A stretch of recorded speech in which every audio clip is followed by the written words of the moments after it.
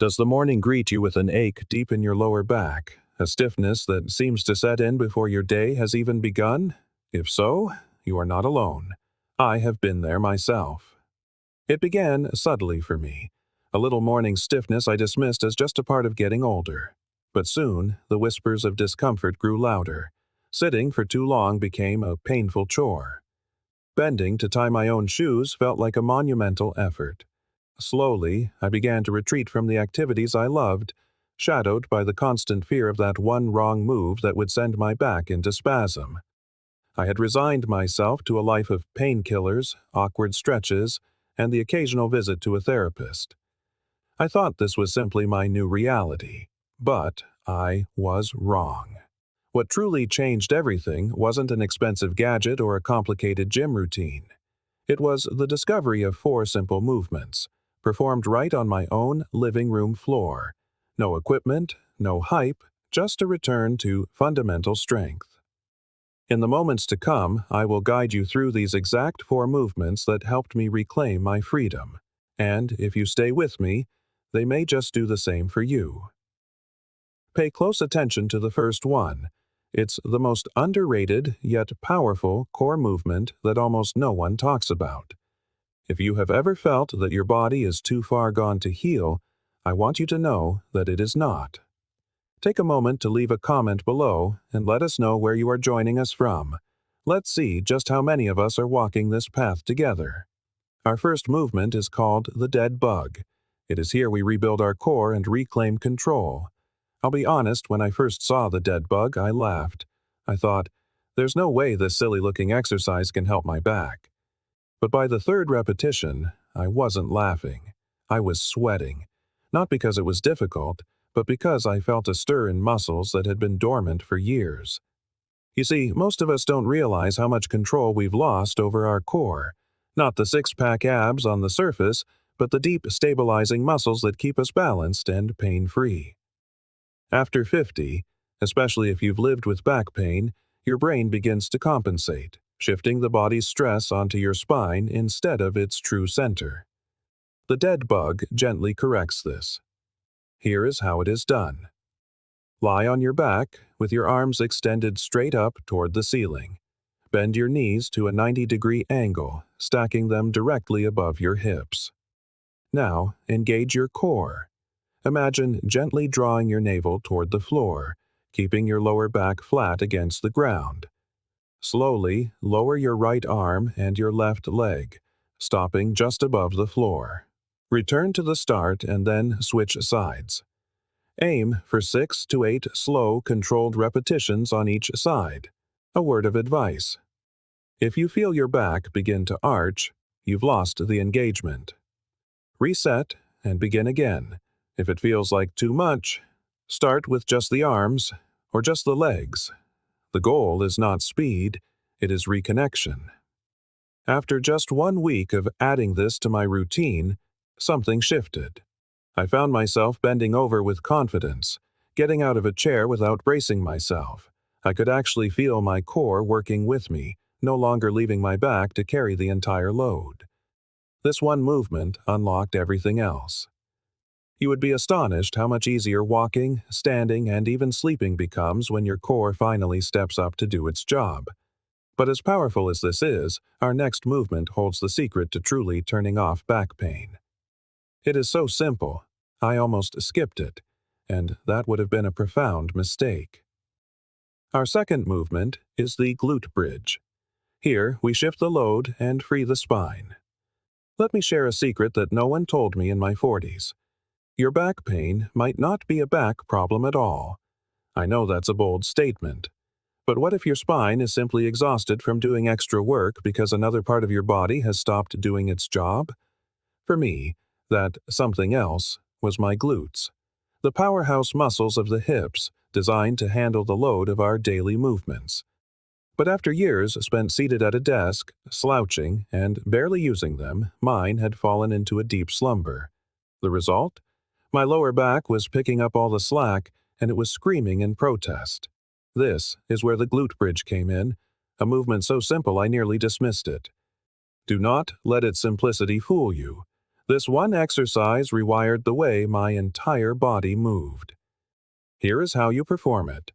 Lie on your back with your knees bent and your feet flat on the floor, about hip-width apart. Rest your arms at your sides with your palms facing down. Now, pressing through your heels, lift your hips until your body forms a straight line from your shoulders to your knees. At the peak of the movement, consciously engage your glutes, holding for 2 to 3 seconds. Then, slowly lower your hips back to the floor. Repeat for 10 to 12 repetitions for 2 or 3 sets. Some important tips. Avoid pushing through your toes, as this will activate your thighs instead of your glutes. Keep your ribs drawn down to prevent your lower back from arching.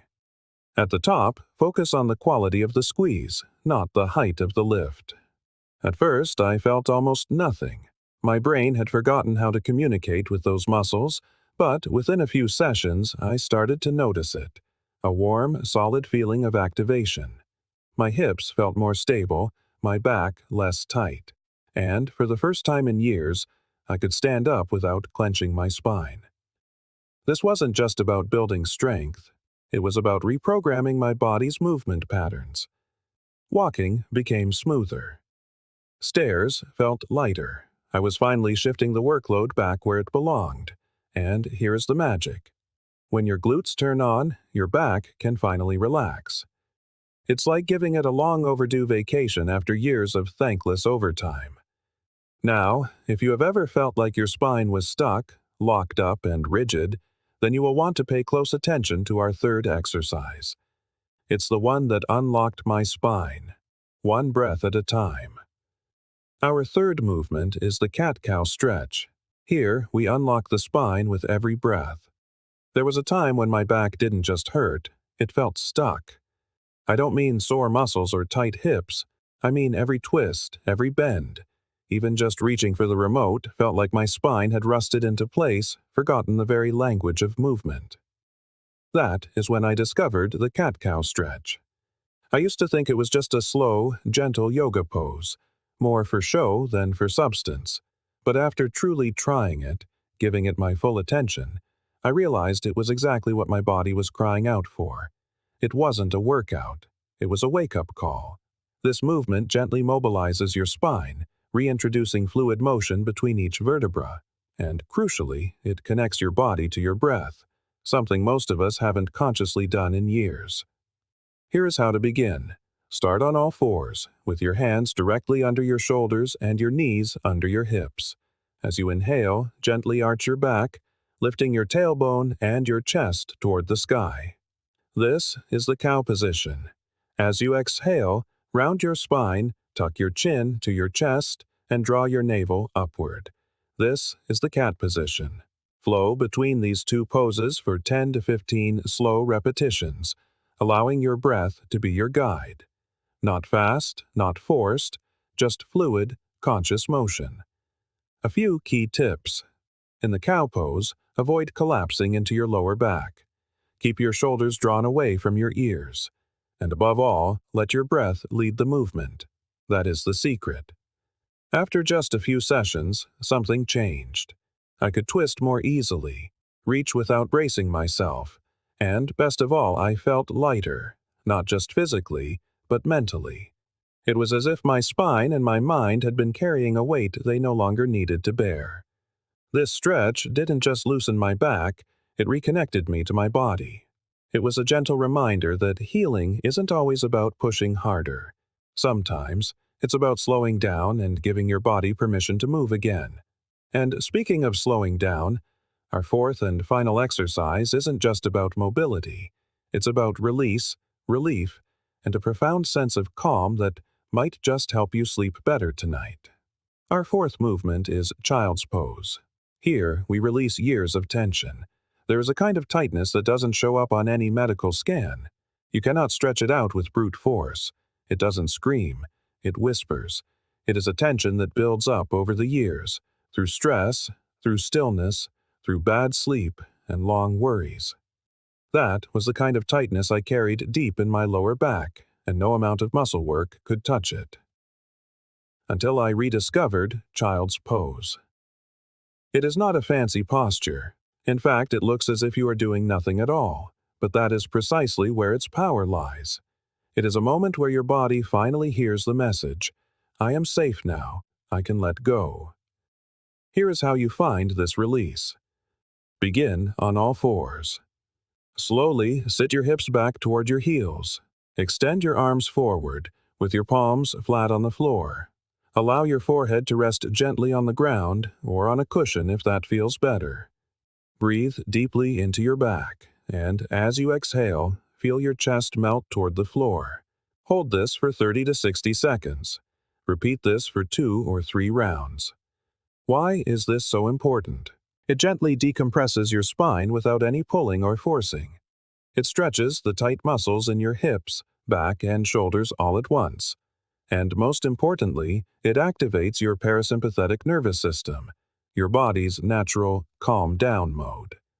If you can't quite reach your heels, place a pillow under your thighs. If your shoulders feel tight, simply let your arms relax by your sides. The goal is not perfect form, and the goal is to feel safe enough to release. For me, this became more than just a stretch. It became a ritual.